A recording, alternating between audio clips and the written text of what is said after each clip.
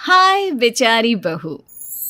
सरिता की शादी एक अच्छे परिवार में हुई है। उसका पति रोहन उसे बहुत प्यार करता है। घर में उसकी सास शांति और ननद मीनाक्षी भी है, जो सरिता के किसी काम में दखल अंदाजी नहीं करती। लेकिन फिर भी सरिता को ऐसा लगता है कि दुनिया की सबसे ज्यादा बेचारी बहू वही है और सबसे ज्यादा अत्याचार उसी पर हो रहा है। माँ जी, ये लीजिए आपकी चाय।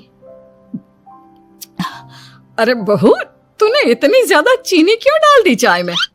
हाय हाय माँ जी, मैंने तो उतनी ही मीठी बनाई है जितनी मीठी आपको पसंद है। माँ जी, आपको तो मेरे हाथ की चाय अच्छी ही नहीं लगती। जब देखो कुछ न कुछ कमी निकाल ही देती हो। अरे बहू, तू एक बात के पीछे ही पड़ जाती है। मैंने ऐसा कब कहा कि तू रोज चाय खराब बनाती है?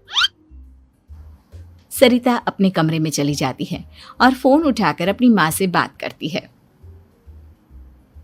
हेलो माँ, कैसी हो आप? क्या कर रही हो? मैं तो ठीक हूँ, पर तू बता, तेरा मूड कैसा है? तेरी आवाज से लग रहा है कि कुछ तो हुआ है तेरे ससुराल में। अरे क्या बताऊँ माँ, यहाँ तो हर समय मेरे साथ बहुत बुरा व्यवहार होता है। मैंने अपनी सास के लिए इतनी अच्छी चाय बनाई, लेकिन मेरी सास चाय पीते ही मुझे 4 बातें सुना दी। बेटी, तू इतनी छोटी छोटी बातों पर ध्यान ही क्यों देती हो? तुम्हारी सास ने कुछ बोल भी दिया तो क्या हो गया, वो बड़ी है ना तुझसे। माँ ने इतना समझाया, लेकिन इस बात का सरिता पर कोई असर नहीं हुआ। अपनी बेचारी बहू की छवि वो बदलना ही नहीं चाहती। अगली सुबह सब नाश्ते की टेबल पर बैठकर नाश्ता कर रहे थे, तभी सरिता ने अपने पति से कहा, सुनिए जी, मुझे ना आज बाजार से कुछ सामान लेकर आना है। आज आप ऑफिस से आने के बाद मुझे लेकर चलना ना। भाभी, मुझे भी कुछ किताबें खरीदनी है। आप दोनों जा ही रहे हो तो मेरी किताबें भी ले आना। लो, अभी तो बात ही की है बाजार जाने की, तो एक फरमाइश आ गई। माँ जी, आप भी बता दो कुछ, और हाँ, मोहल्ले वालों से भी बोल दो अगर वो कुछ मंगवाना चाहते हो तो। बेचारी मीनाक्षी अपना सा मुंह लेकर रह गई। ये सब देखकर रोहन से चुप नहीं रह गया और वो गुस्से में बोला, सरिता, क्या हो गया है तुम्हें? मीनाक्षी ने तो सिर्फ किताबों के लिए बोला है। तुम्हें मीनाक्षी से इस तरह से बात नहीं करनी चाहिए।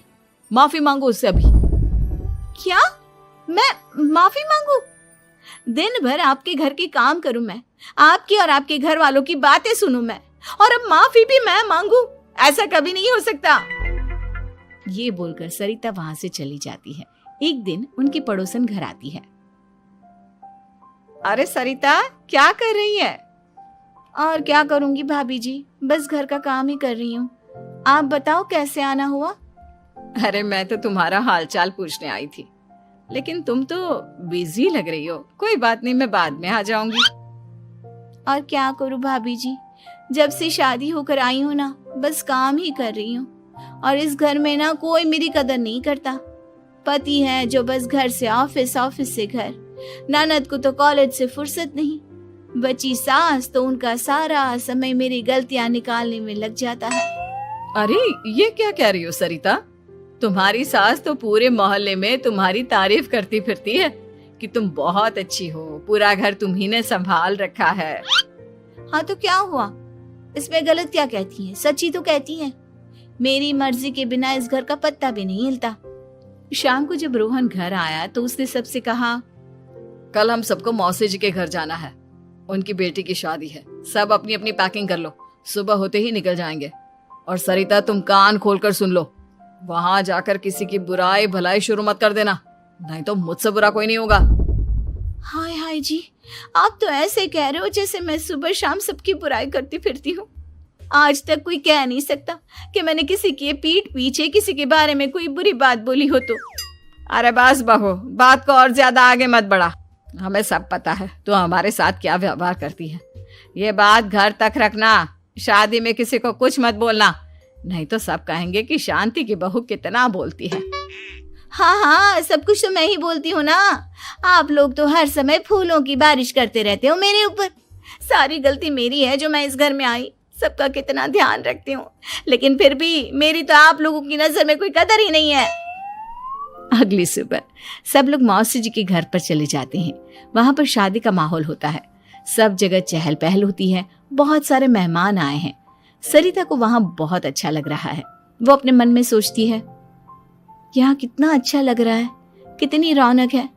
मैं यहाँ किसी से ज्यादा बात नहीं करूंगी। अगर मेरे मुंह से कुछ ऐसा वैसा निकल गया तो रोहन जी तो मुझसे गुस्सा हो जाएंगी।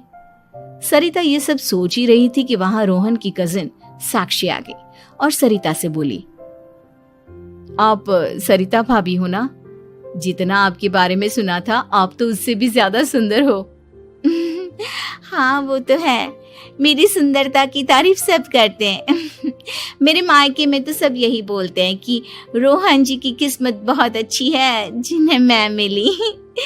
लेकिन आप कौन है? मैंने आपको पहचाना नहीं। मैं रोहन भैया की कजिन हूँ। आपकी शादी पर नहीं आ पाई थी ना, इसलिए आप मुझसे मिली नहीं कभी। शांति मौसी और मीनाक्षी आपकी बहुत तारीफ करते हैं। क्या कहा तुमने? मेरी तारीफ? कभी नहीं। मेरे ससुराल वाले कभी मेरी तारीफ कर ही नहीं सकते।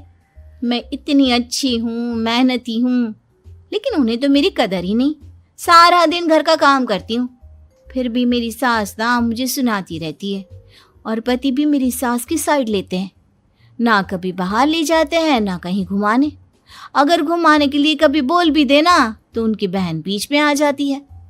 मैं कैसे रह रही हूँ उस घर में ये मैं ही जानती हूँ। सरिता की ये बातें सुनकर साक्षी को बड़ी हैरानी हुई।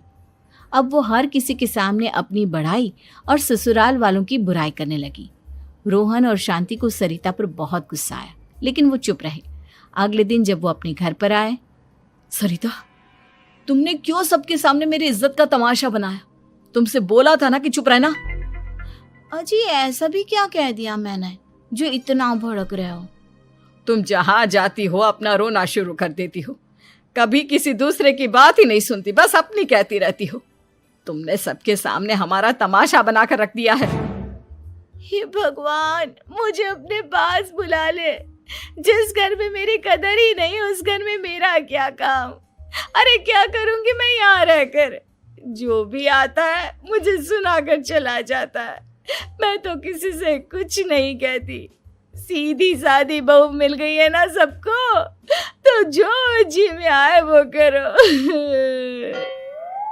सरिता ने अपने आगे किसी को कुछ बोलने ही नहीं दिया और उस दिन भी उसने सबके सामने खुद को बेचारी बना ही दिया। अगले दिन मीनाक्षी कॉलेज के लिए लेट हो रही थी, इसलिए वो हर काम जल्दी जल्दी कर रही थी। अपना नाश्ता लेने किचन में गई और पतीले में रखे गरम दूध को गिलास में डालने लगी। दूध का पतीला उसके हाथ से छूट गया और गरम गरम दूध उसके हाथ पर गिर गया। ओए माँ, हाय मेरा हाथ, माँ मेरा हाथ जल गया। मीनाक्षी की आवाज सुनकर सरिता दौड़ती हुई आई। ये क्या किया तुमने? तुम्हें नाश्ता चाहिए था तो मुझसे बोल देती, मैं क्या मना करती थी? अब पता नहीं कितने दिन की मुसीबत पाल ली तुमने। सरिता मीनाक्षी को उसके कमरे में ले गई और उसका बहुत ख्याल रखा। उसका इस तरह से ख्याल रखना शांति और रोहन को थोड़ा अजीब लगा। माँ, सरिता के दिमाग का भी कुछ पता नहीं। कल शादी में सबको इतना कुछ बोल कर आई है हमारे बारे में, और अब मीनाक्षी की कितनी अच्छी देखभाल कर रही है। ये ऐसा क्यों करती है? बेटा, तेरी बीवी की ना आदत हो गई है सबके सामने खुद को बेचारी दिखाने की, और आदत इतनी जल्दी नहीं बदलती। जब ये बोलना शुरू करती है तो रुकने का नाम ही नहीं लेती, इसलिए इसे पता ही नहीं चलता कि ये किसके सामने क्या बोली जा रही है। लेकिन दिल की बहुत अच्छी है। हमें भी अपना दिल बड़ा करके ये जैसी है इसे स्वीकार कर